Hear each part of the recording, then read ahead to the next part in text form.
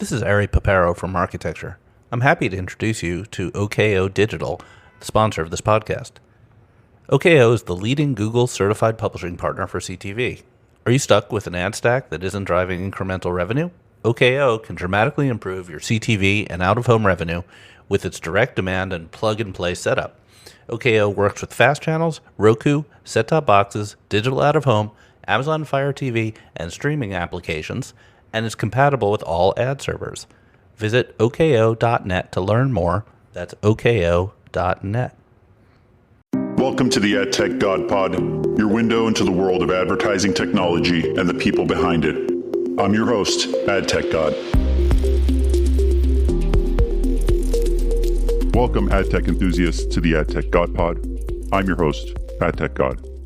If you haven't listened to this podcast before, you will be forever punished with low click-through rates and under-delivery, so listen to my prior episodes available on Spotify, Apple Podcast, Amazon Music, and more. Today, we have an exceptional guest joining us, someone who has made a significant impact on the ad tech industry, and specifically at IndexExchange. Cory's journey in ad tech has been nothing short of extraordinary.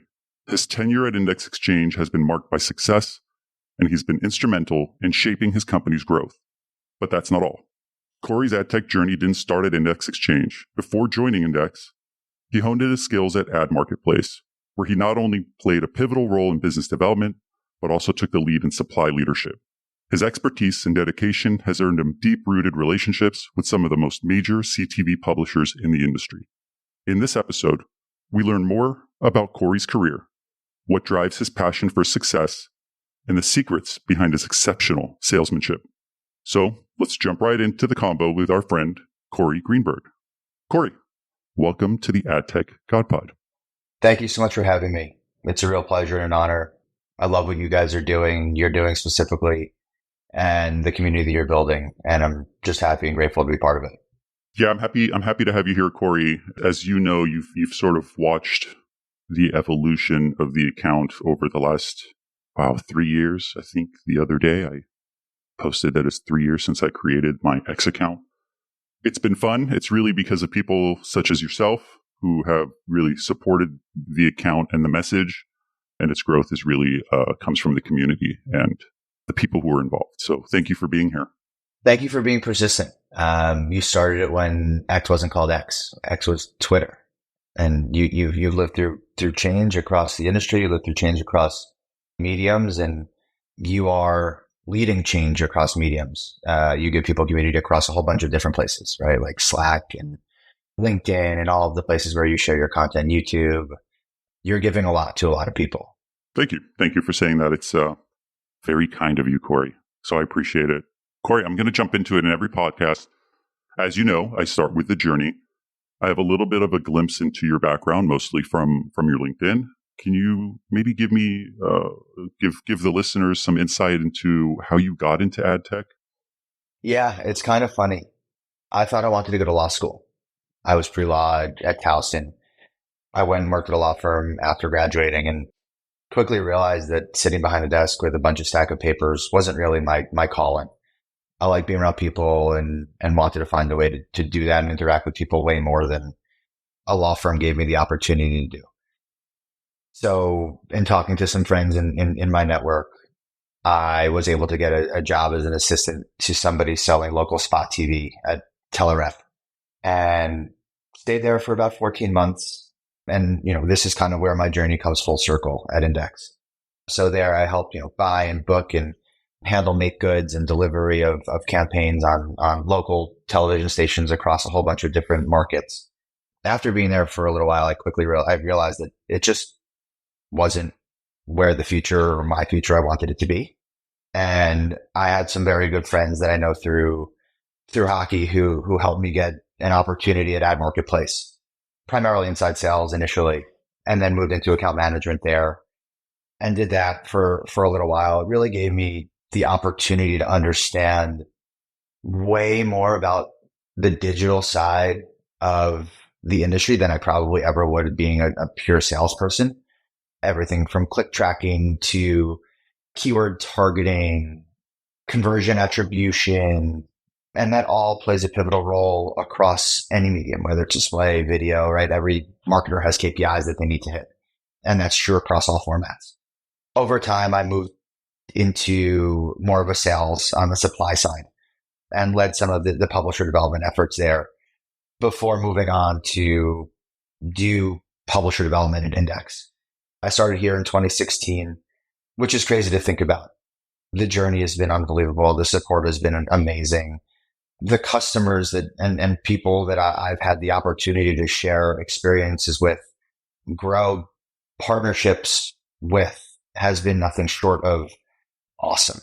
I started doing mostly display and web video partnerships, selling header and wrapper and pre-bid integrations. And that's evolved over time into largely focusing on building out our streaming business, which has become a significant growth vehicle for the business, working alongside a product and engineering, building out our offering, tailoring it to customers, getting customer feedback, and really being able to be supported by and giving support to a whole bunch of people who have been super instrumental in my life personally and professionally is great, but it's the people that you meet along the journey that really shape and make this industry what it is. It's a people business. It's a we business. 100%. I definitely feel that way. I think most of sales or business development, it's such a tight-knit community, especially in connected TV, which is still pretty small. You find that your relationships are really your superpower. You're able to spark up conversations, create ideas, find creative ways to partner. And it all happens over a cup of coffee or a dinner. And then you move into the conference room talks. So I think the network is extremely important. And I know you have a pretty strong one. I think even going back, Cory, I think something I didn't know and doesn't show on your LinkedIn is the fact that you do understand ad ops, ad tech functionality of it. A lot of salespeople do not come from that background. I think some move directly into a sales and business development role, and understanding those foundations are so important because you can have better and deeper conversations with your potential partners. Having the ability to speak across all aspects of the supply chain, from demand and campaign creation and targeting to supply side integration, setup, structure, is so important to be able to know who to tap, when to lean on yourself, when to, lead, when to defer. For me, not having the background that I have, I don't think I would be nearly as effective. I had some people who believed in me really early on at Marketplace, who gave me the opportunity to learn the ad ops side of things. That's the foundation for everything that I talk about as we go forward, that I do on a day-to-day basis, right? Like, if you think about the importance of a UTM parameter or click tracking and proper reporting for a search campaign, it's equally as important to ensure that the correct content signals for TV requests are present and addressable to help make a CTV buy that much more efficient, right? And that much more desirable for a given buyer. It's all the same. It's just a different level of importance. I think that's what makes a good salesman. Really, it's the relationship building, and it's the general deep rooted knowledge. I've always said this, and you may be aware of it or not. Ad operations is really the foundation of our industry.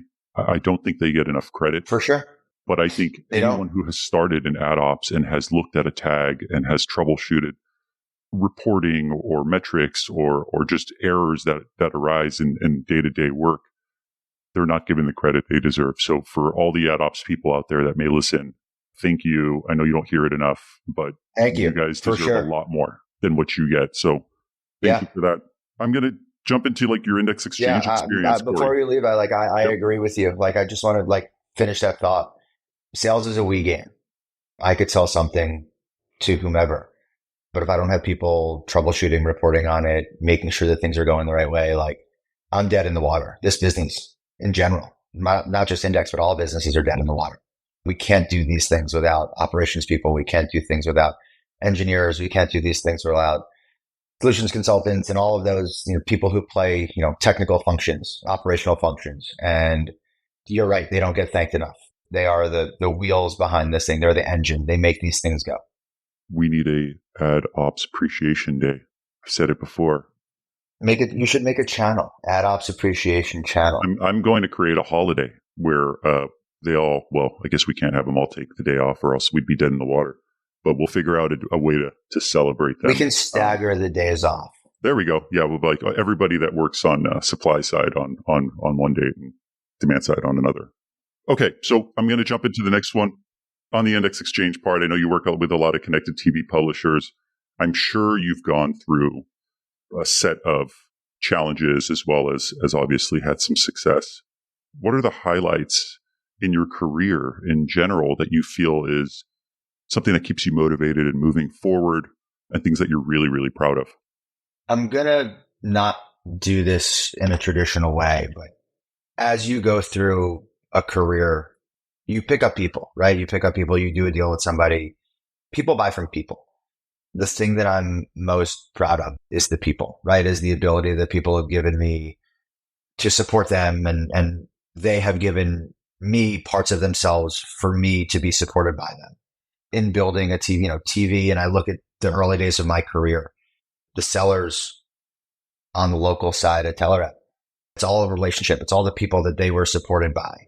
It's all the way that they're able to get people to buy into the things that they're doing. And if I look at what we have achieved at Index over the last 3 to 4 years in building a TV business, it's the people that we've picked up along the way from, again, an operations, product, engineering perspective internally. It's the external people at customers, OEMs, MVPDs, broadcasters who have given me the opportunity to support them personally and professionally. Those are the things that I am the most proud of, right? Like the road has not been easy, again, personally, professionally.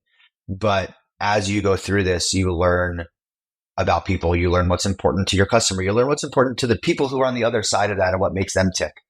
And that for me is all of it, right? It's the thing that I'm the most proud of.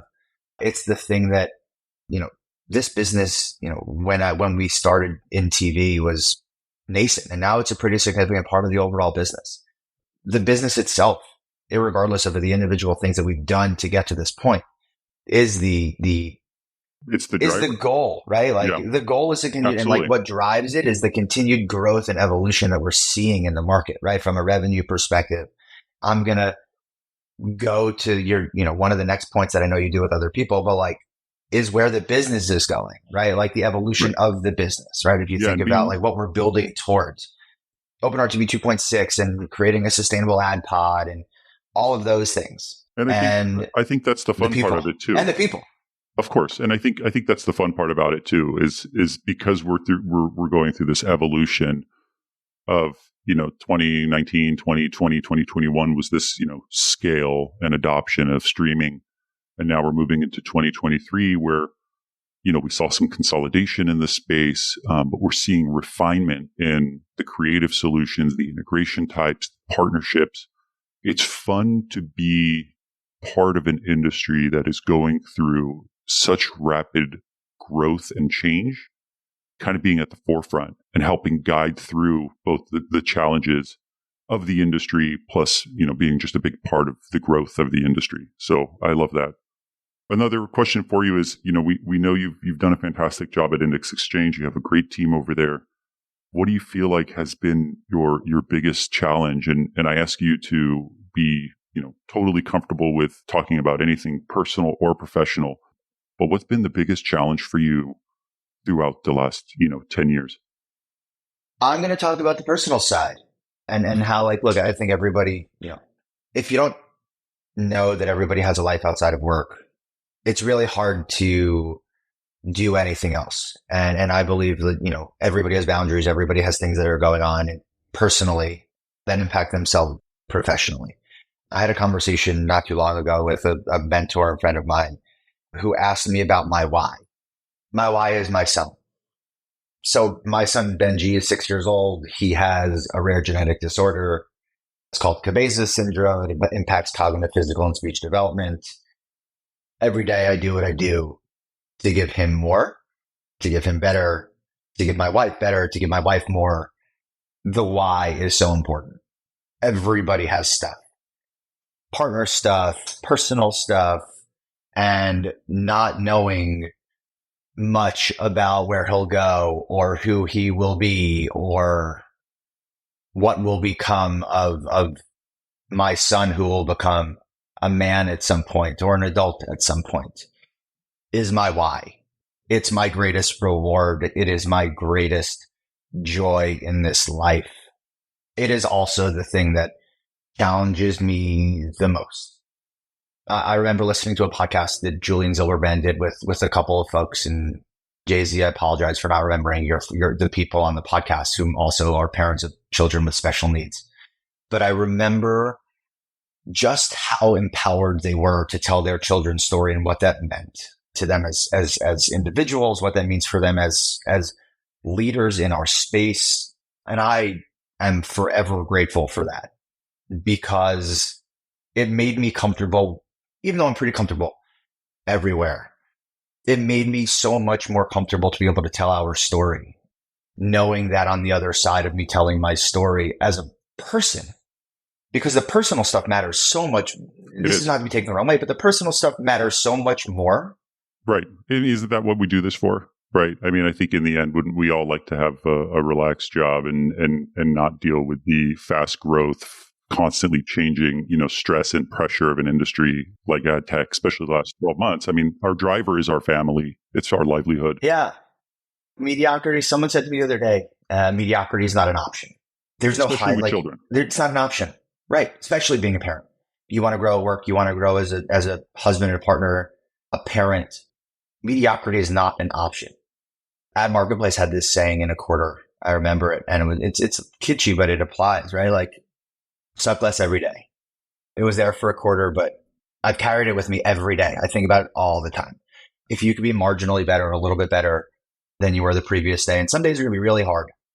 People all the time are like, hey, I had to take some time away, but I'm back now and I'm really happy about it. You got to take care of yourself. And if you can get marginally better, a little bit better every day, as a friend, as an employee, as a colleague, all of the things that everybody is, right? Like, you are so much more than just like a guy behind a microphone.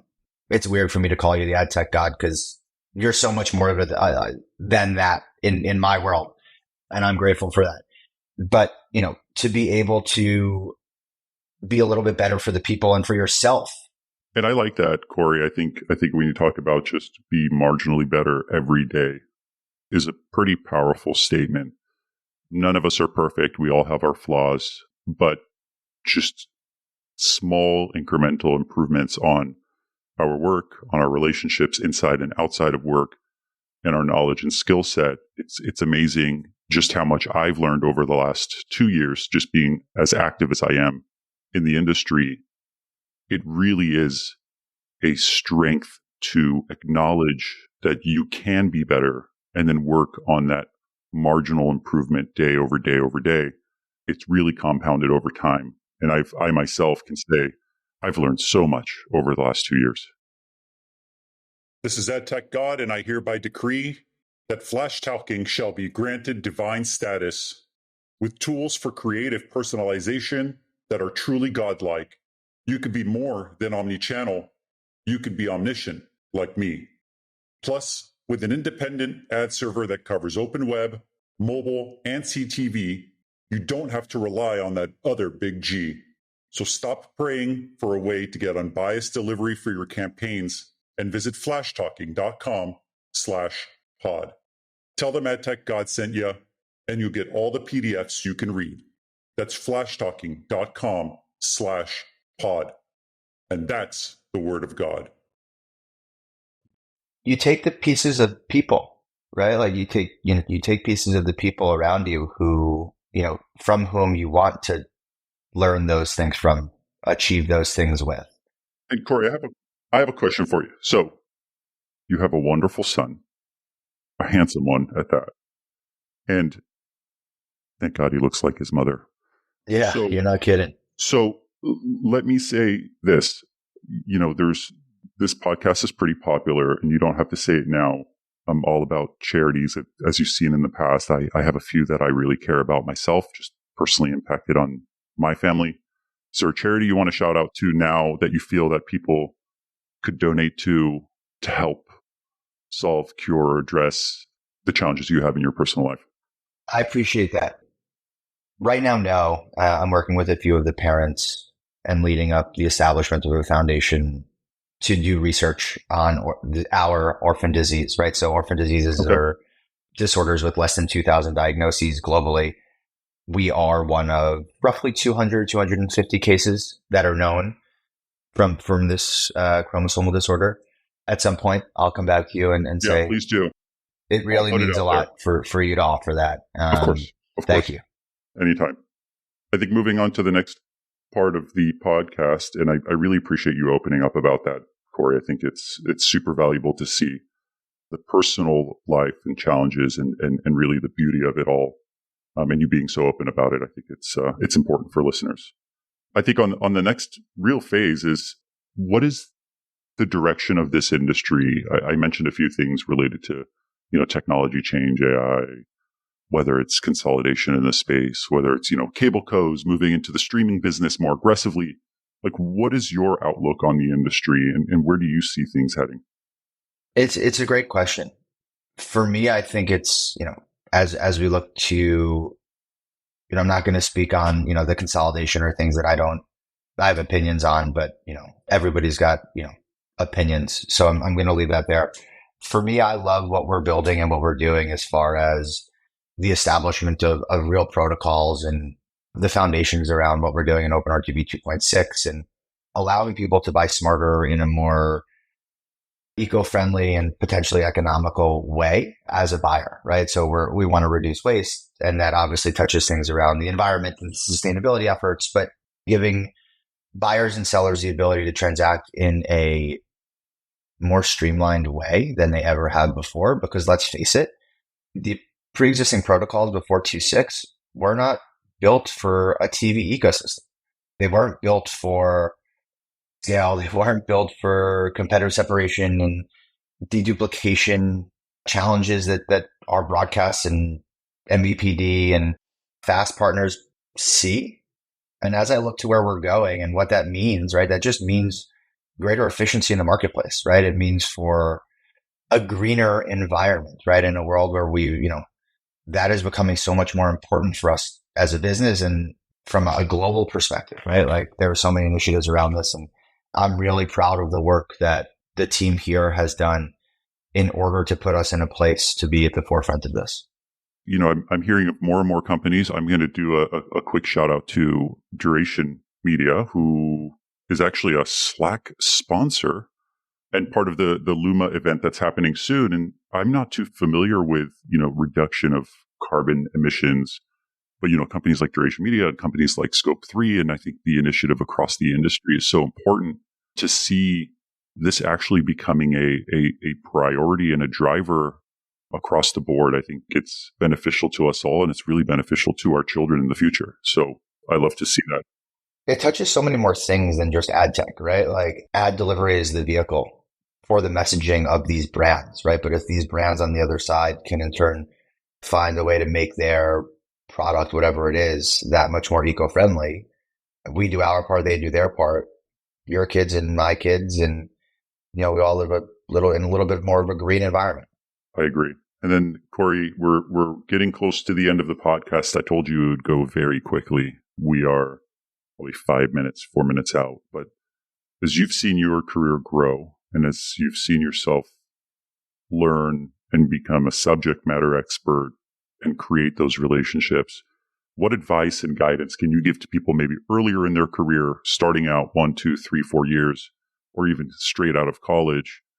What advice do you give them to help benefit their career and drive that passion for the industry?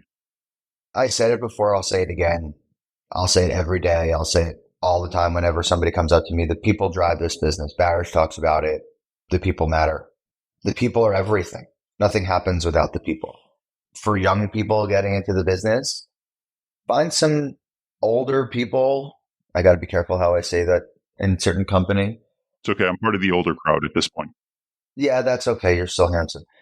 Find some people who you share common interests with personally, who you see doing things the right way or what you perceive to be the right way, who are making an impact in your business. Get time with them, understand what they're doing, how they're doing it. Ask to sit in on some stuff. Ask questions. Don't be afraid to ask questions. Right. I had somebody early on say like, no question is a stupid question. And it's so cliche, but it's so true, right? Like if you don't ask a question about something you don't know and you pretend like you know about it, and then you have to try and talk about it later in the day or later in your career, and you really don't have a foundation, you're not going to feel as confident, right? So if there's somebody that you're like, hey, like they're doing really cool stuff, or they're really doing this, or they're really doing that, and I really want to know more about that, find a way to make a conversation happen. Agree. And I think also the other way too.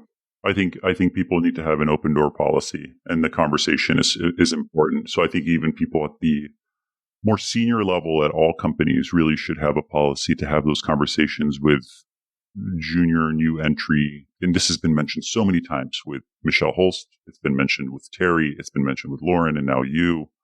It's really the people that drive this industry better. Work with good people, and those people who support you are really going to be the driver for your success. And I agree with you 100%. I think there's great initiatives happening in trying to make that more readily available, like the Oh Hello IO from Jeremy Bloom. I think he's doing wonderful stuff.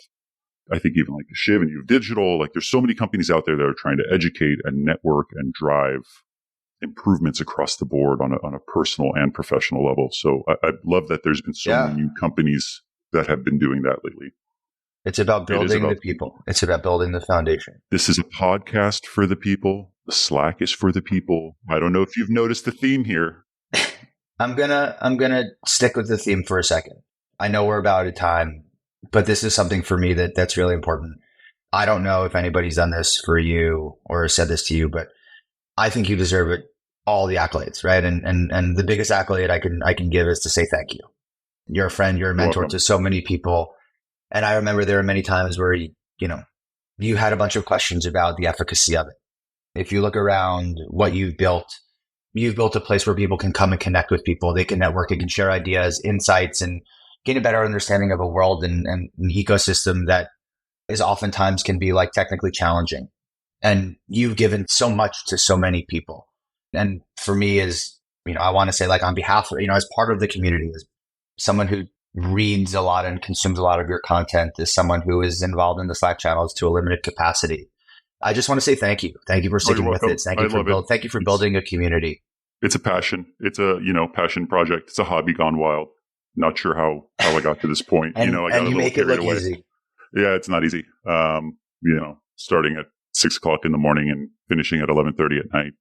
Not always easy. It's tiring, but I was like, I'm just going to run with it until it's over. And if it never ends, it never ends. But for the most part, I love doing it. So thank you for your kind words. So we all benefit from your hard work. Thank you. And so my friend, your journey, aspiring lawyer gone AdTech, I really take home a couple points here that I think is pretty incredible and valuable to the audience. I think one is, people buy from people. I think that is such an important statement. Being good to each other short term benefits you long term. I think there's no benefit in not being good to people. In the end, it'll hurt your career. So be kind, be supportive, be there on a personal and professional level. It does nothing but benefit you and the people around you. And I really like the marginally better comment. That's probably going to be in the announcement of this podcast. But I do believe that just learning little bits of information day over day really does create such a powerful set of knowledge and experience long term. So I really appreciate you being here, Cory, and thank you to IndexExchange for approving it. I'm really looking forward to releasing this podcast. So thank you for being here. Thank you. Thank you for doing what you do. Thank you for having me. I look forward to getting together soon. Awesome. I'll speak to you soon, Cory. And thank you, Ashley, who's also here. I appreciate you being here, and I'll speak to you guys soon.